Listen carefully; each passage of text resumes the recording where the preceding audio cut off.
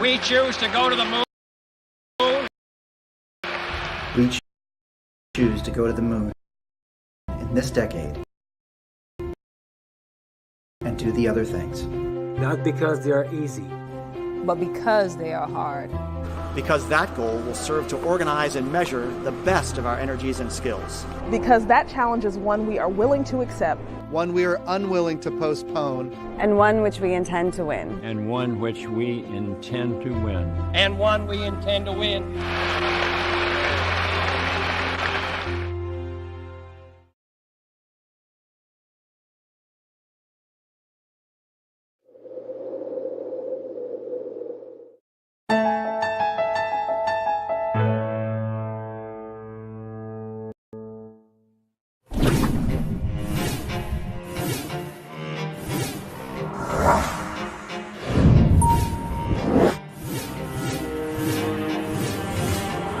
Of the moon, and yet NASA for a long time has focused the moon within the Human Exploration and Operations Mission Directorate and not the Science Mission Directorate. But now we're changing that. We believe there is a lot of amazing science that we can do on the surface of the moon. In fact, science that we can't do anywhere other than the surface of the moon. We want multiple providers that are competing on cost and innovation, so that we as NASA can do more than we've ever been able to do before and advance the human almost continuously at that point. So we will get a full sol's worth of weather data every sol. How long is it going to take before, there's a number of instruments here, and of course your package is one of many instruments. That's right. There's a seismometer on the Mars InSight lander, and there's something called the mole. Let's talk about the seismometer first. What is that going to help us understand? So the seismometer will measure quakes on Mars, or Mars quakes as we call them. Okay. And by looking at the type of seismic activity on Mars will tell us something about how Mars formed and what it's made of. So scientists can look at the waves and data picked up by that instrument and tell us about how do seismic waves move through the material on Mars, and looking at how they move, what's Mars made of. And I've been told that it can even pick up like maybe even meteorites that actually hit the surface of Mars, even on the other side of the planet. Yeah, that's correct. We think we'll be able to detect those as well. Wow, that's fantastic. So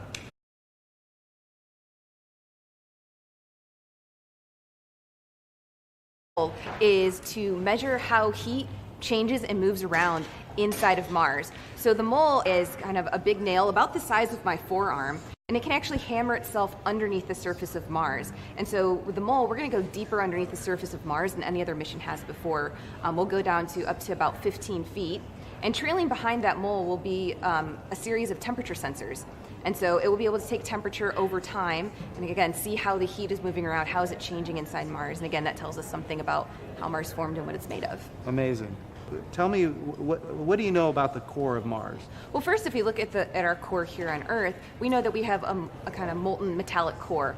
And that core is what drives the magnetic field that we have here at Earth. And so, as you said, we don't see that global magnetic field anymore.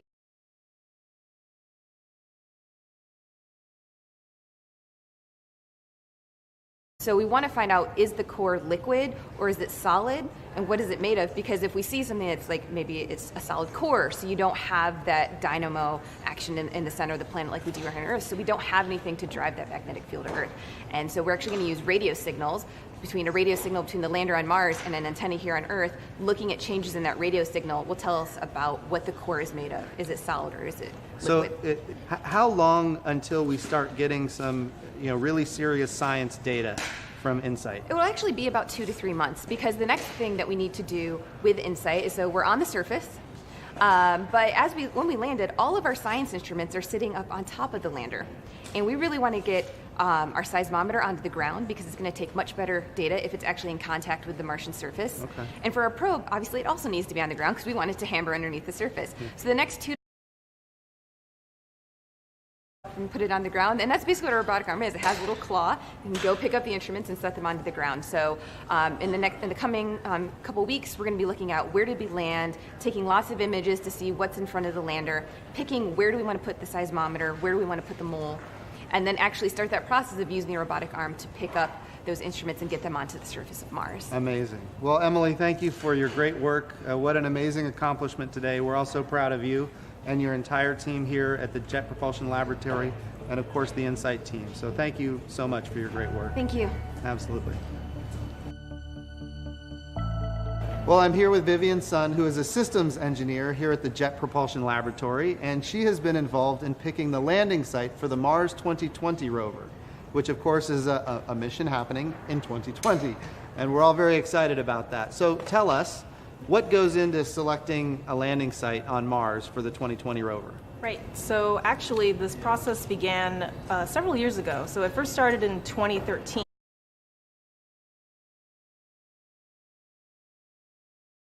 Anyone who wishes to propose a landing site for this Mars 2020 mission can do so, and the only requirements are that this landing site had to demonstrate that there used to be liquid water at this site, and that this liquid water had a chemistry that could have supported life had it existed on Mars at that time. And so with those requirements, the first landing site workshop was held in 2013, and there were about 30 or so landing site candidates that were put forth by different members of the community. And so at the workshop, we discussed the pros and cons of each site, what each site had to offer, what kind of samples we might collect at every site.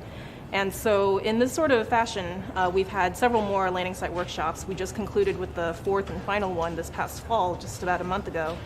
And throughout that process, that initial list of 30 landing site candidates was eventually whittled down to the 3 that we had just a month ago, which is, of course, Jezero Crater, Northeast Syrtis, and Columbia Hill. Location, what a kind of mission might look like to each of those sites, and then we came out with Jezero Crater. You mentioned that the water was critically important, and yes. maybe the type of chemicals that would have been in that water that may have been able to help support life, and that's what went into the selection process. So what we're actually going to do is cache samples on the surface of Mars with the Mars 2020 rover. What do we get when we cache samples? Why do we do that? So the reason why we really want to cache samples with Mars 2020, and the reason why this is such a critical step for Mars sample return and understanding the history of Mars and its potential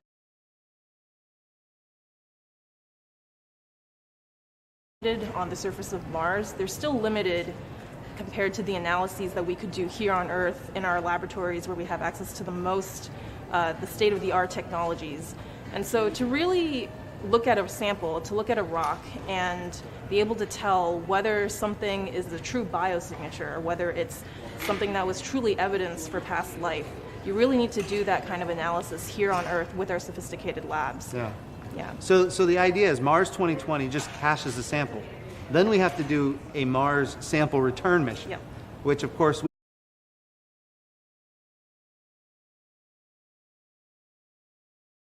samples back to Earth. Absolutely. And at the end of it, the goal is to discover whether or not Mars is habitable, or maybe at one time was habitable, or even today, could it have life? Is that the intent here? Yeah, so for sure we want to understand whether the environments that we're investigating were habitable or not. And from the satellite data, or the orbital data that we have pretty good hints that they're probably habitable.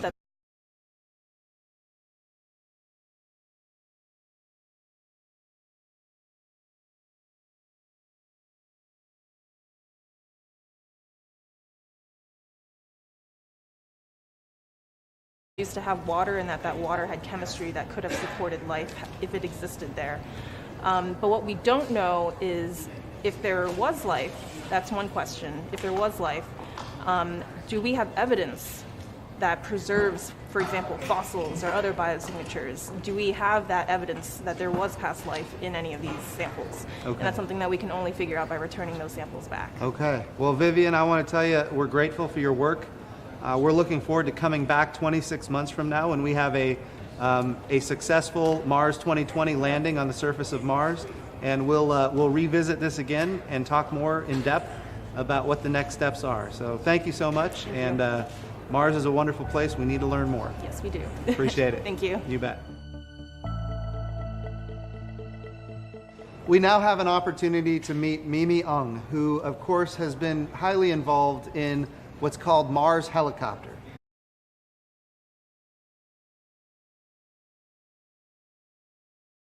Mars 2020 to Mars in 2020, of course, it's not only going to have the rover, it's also going to have attached to the rover a helicopter that Mimi has been involved in developing now for many years, as a matter of fact. Over 4 years? Over 4.5 years. Yeah. So tell me, how did this come to your mind as an idea? Was it out there before? Was it your brainchild? How did this come into being? No, feasibility of helicopters flying at Mars have been proven in the 90s. Okay. In fact, Bob Belleram, who's the chief engineer on our project, he had done research in those days showing that it's feasible, it's possible. There's enough atmosphere to fly a helicopter. The challenge, of course, is it has to be very light. Yeah. Similarly, over in Ames, Larry Young has some research that have been proven. Okay. But the thing that had not made it possible until recently is the availability of technology.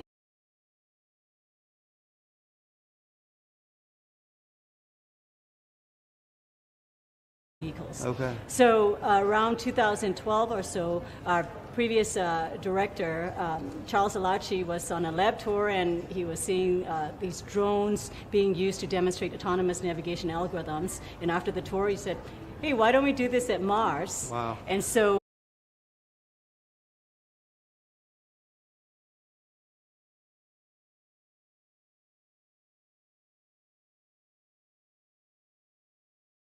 in fact, I happened to be on the bus in his tour because he was visiting our division, Autonomous Systems Division, and I was the Deputy Division's manager of Autonomous Systems Division at the time. Anyway, so why don't we do this? So we connected him back to Bob Belleram, who had done research in the 90s, and then it started from there. Okay. So Mimi, tell me, why is it important to have a helicopter on Mars? Today we explore planets from spacecraft in orbit and rovers on the surface, but we're not using the aerial dimension to explore surfaces.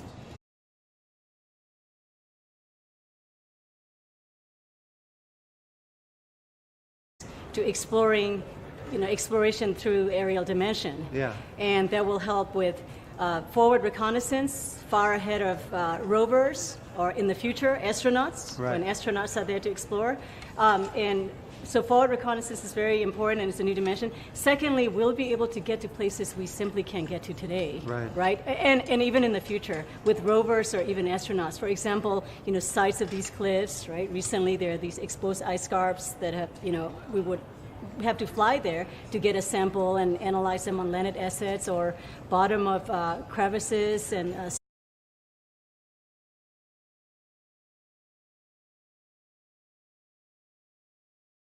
So when the Mars 2020 rover lands, the helicopter will be underneath it. Is that correct? That's right. And then it will be released. Mm-hmm. It will unfold, and then it will take off. How long will it be able to fly?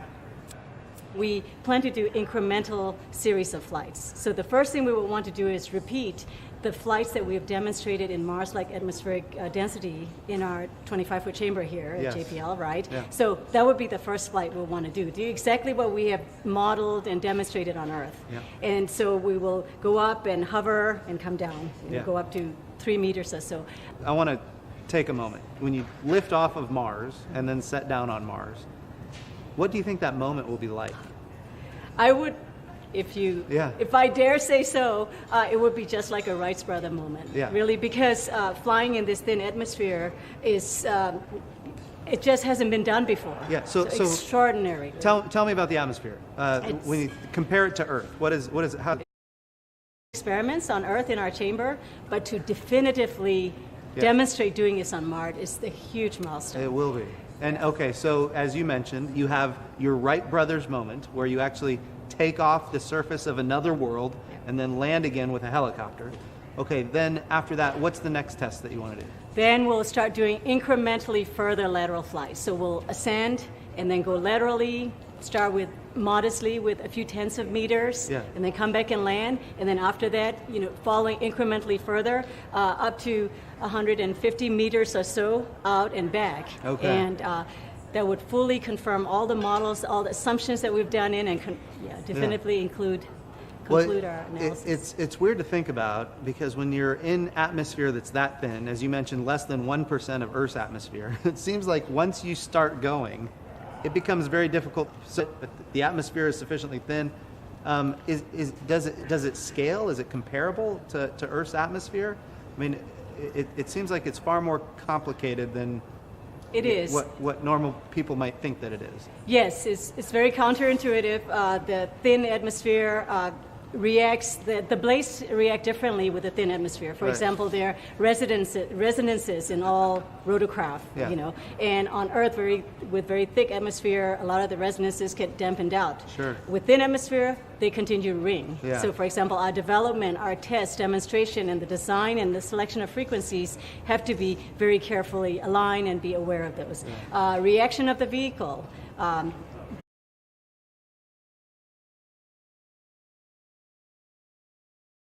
Some sense and faster in others. Yeah. So, for example, you turn the blade, and here on atmosphere, you are pushing so much air, you suddenly turn. Right. There, it takes a little longer. So, definitely, our team had to model from the very fundamentals of a blade, like taking a blade that's, we're 1.2 meter diameter blades, so a rotor system, so half a 0.6 meter or so per blade.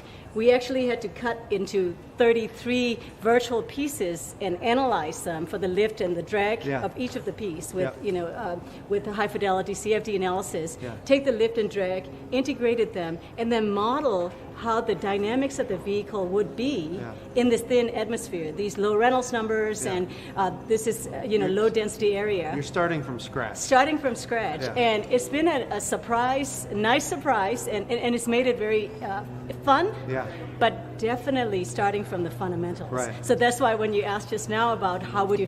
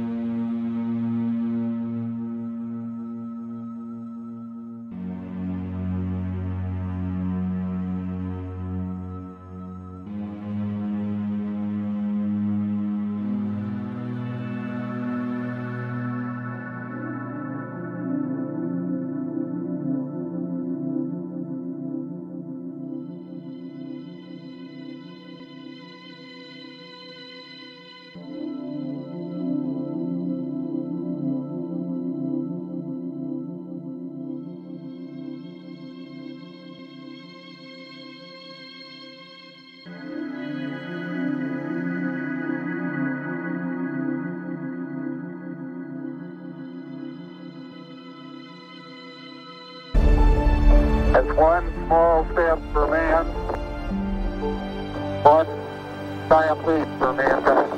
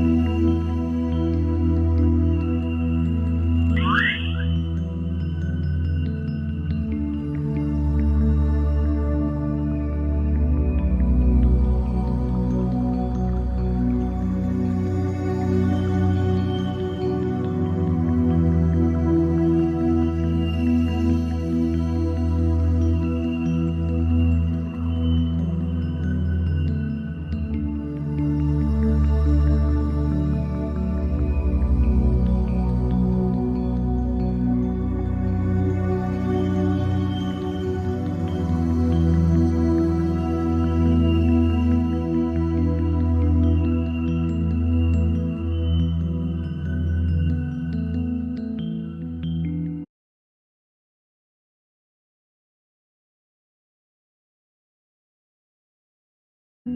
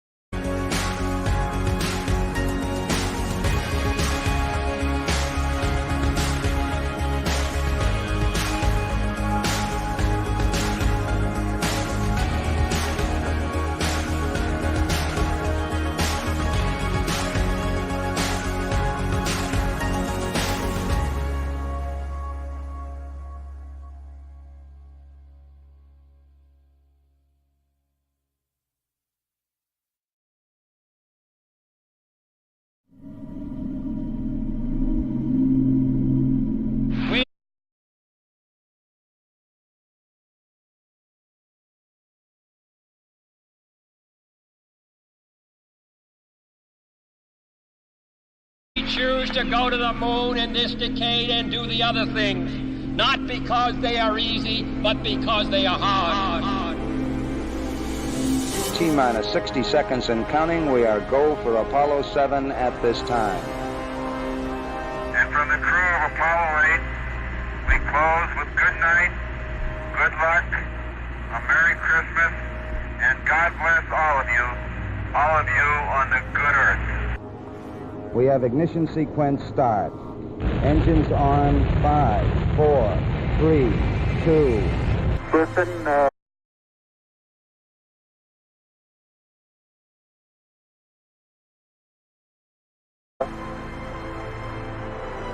Tranquility Base here. The Eagle has landed. That's one small step for man, one giant leap for mankind. We leave as we came, and God willing, as we shall return, with peace and in hope for all mankind. Run away, Houston. From 1969 to 1972, we had, a total of 6 moon landings. 12 humans walked on the surface of the moon. We have elevated the human condition. We have improved human lives. We have raised the standard of living for every person on Earth because of space exploration. We're going to go back to the moon, and we're going to take what we learned there, and we're going to go to Mars.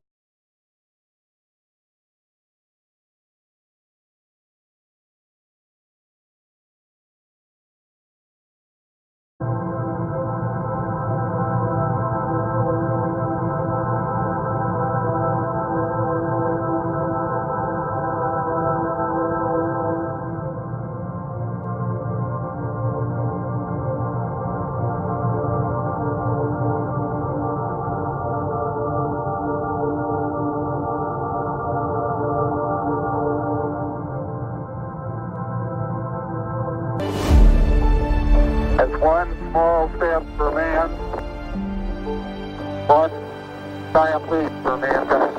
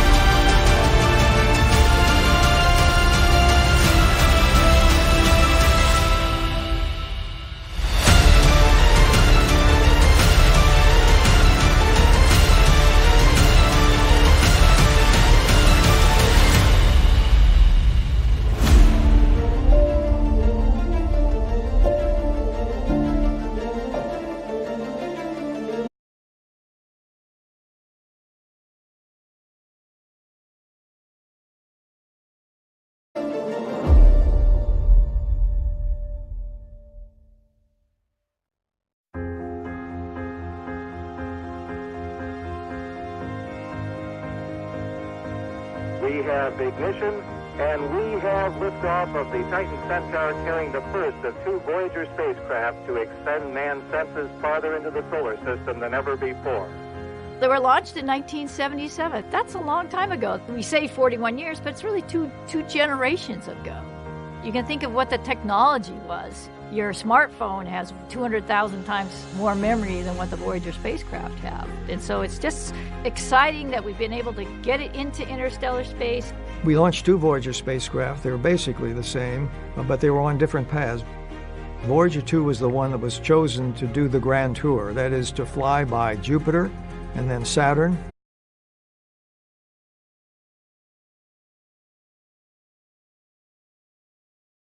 and then Uranus, and then Neptune. And then after 1989, we began what is now called the Voyager interstellar mission. We were on a path we hoped to get to reach interstellar space while we still had power on the spacecraft to transmit the data back. And that's what Voyager 1 did in 2012, and that's now what Voyager 2 is starting to do in 2018. The sun creates this huge bubble of plasma, ionized material, goes outward at 1 million miles per hour and creates a bubble. And inside the bubble, most of the material has come from our sun, and the magnetic field has come from our sun. Outside the bubble, most of the material comes from other stars that exploded 5, 10, 15 million years ago. We have an instrument which measures the wind coming from the sun, and we saw that, in fact, there was no longer any measurable solar wind. We had left the bubble, basically. The team has been looking forward for this for a long time and really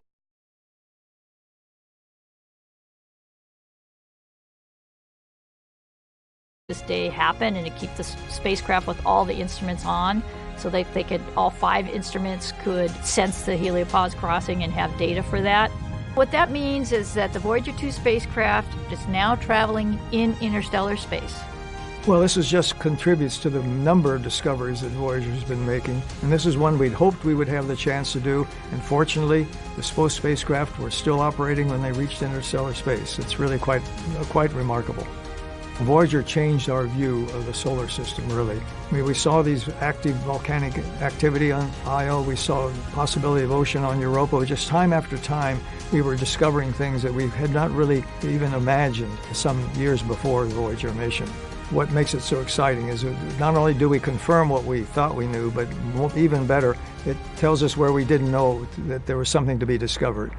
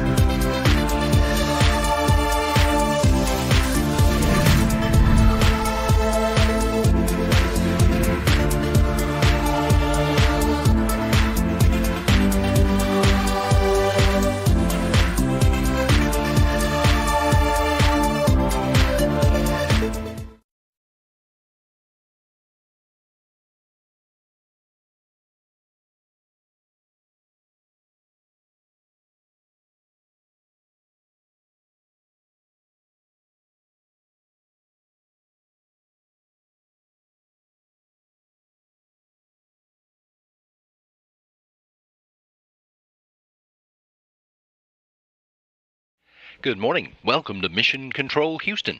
You've got a live look at the International Space Station's flight control room. Members of the Orbit 2 team of flight controllers are here, monitoring station systems and working with the crew members in the last few hours of their scheduled work week. Expedition 58 Commander Oleg Kononenko and flight engineers Ann McLean and David St. Jacques spent some of their time this week on station maintenance. A bigger hunk of their time was spent on science experiments while making preparations for a thing that no self-respecting space station should be without: a new flying robot.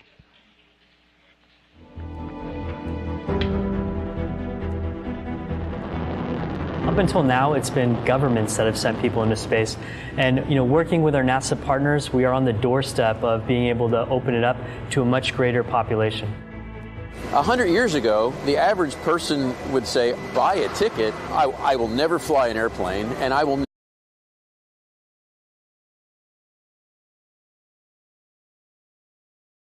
really be able to do that someday. So you can't think in today. You have to think about what's it going to be like tomorrow. Having multiple ways to get to low Earth orbit and to get home from low Earth orbit safely is a huge step forward for all of human spaceflight. When we first looked at the business case, it was primarily focused around NASA. And we continue to look at people who are interested in actually flying full service missions up to low Earth orbit, whether it be the space station or another destination. Commercial industry should be allowed to thrive in the space marketplace to allow innovation in the space industry to go to the next level. We are so excited about partnering with NASA in this innovation and bringing it to the next level together.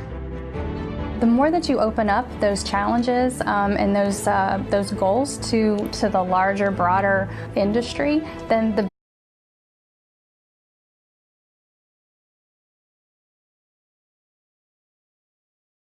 creativity that's going to be spawned from that, and the more opportunities that I think it creates for our country. As I go out and do talks and tell people about what it was like to fly in space and talk about how we're going to go on to the moon and Mars, but I tell them, hey, it's not going to be me. As I'm talking to classrooms of kids, I say, it's going to be you guys. We really need to inspire the next generation because they're going to be the pioneers for the future.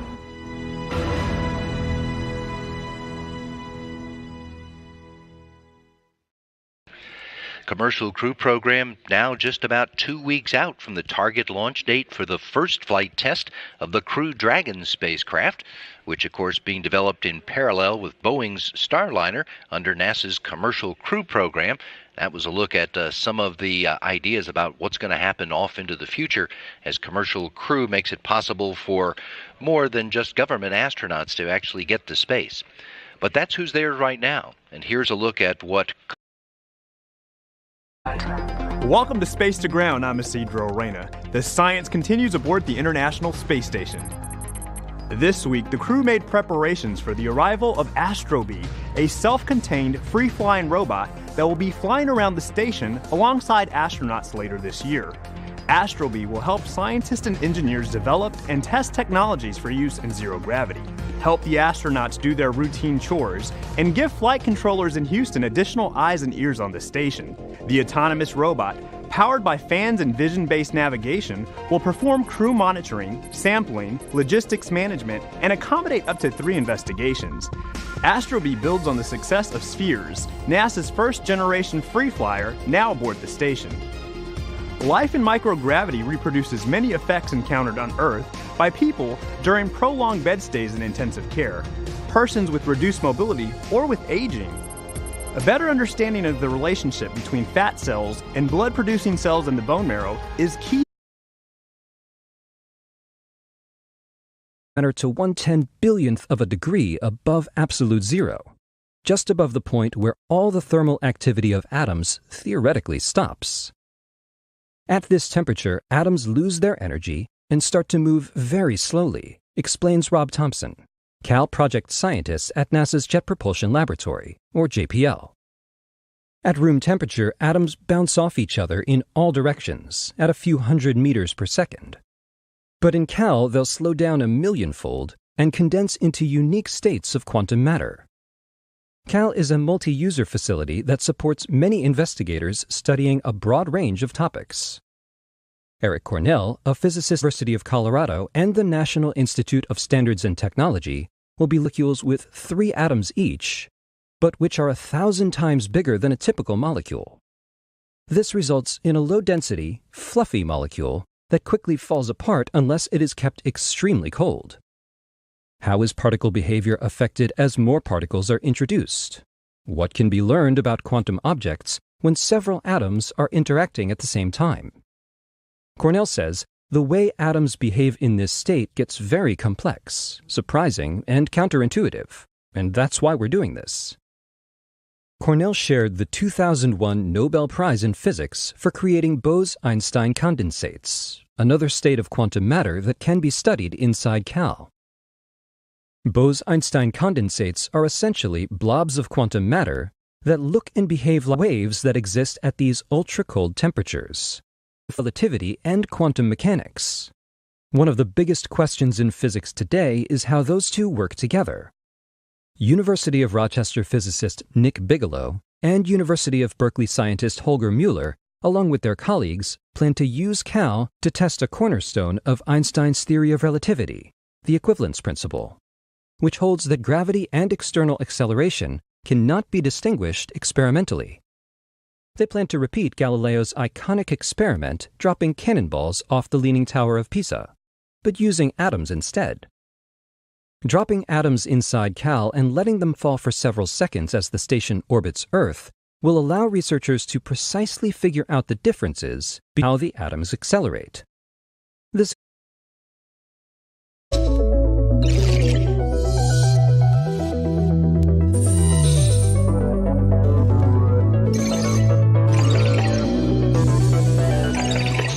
Hi, my name is Ricky Arnold on the International Space Station.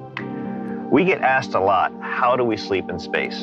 And it's a great question because we all know how important a good night's sleep is. If you're not getting a good night's sleep, you can count on reduced cognitive function, poorer reaction times, and maybe just being a little grumpy. And up here in space, just like on Earth, those are things we all want to avoid. So, we go around the Earth about every 90 minutes, which means we get 16 sunrises and sunsets a day. So how we sleep is a really good question because the sun's always getting ready to come up or it's getting ready to set, and we use those cues on Earth to let us know when it's time to begin our day and when it's time to end our day. Ricky is talking about circadian rhythm. It's the body's natural regulator for sleep and wake cycles based on a 24-hour schedule. Those 16 sunrises and sunsets he mentioned can cause circadian misalignment and sleep deficiencies during long duration. We'll text each other maybe. We chose 7 days out of the standard menu. You're going to have a protein, some carb, some fruit. The other large category of products that we have are thermostabilized products. Which is sort of like a military ration that we don't have to refrigerate to keep fresh. Can't do them in a microwave. I was going to say, it looks like something that can't go in a microwave. I was going to ask because I didn't want to find that out the hard way. Yeah. We also have rehydratable food, which is this type in a vacuum pack where we have to add water, either hot or cold. We're going to give you a syringe. Oh. I don't like needles. And it comes with a needle. So this is how you would rehydrate. Okay. I don't think we would want to have that laying around our office. Can I take that through airport security? Yeah. It is the day before we start the food challenge, and I just went to go pick up all the material from our wonderful food lab. So they're all packaged and in my trunk. I asked them what I should eat as my last real meal.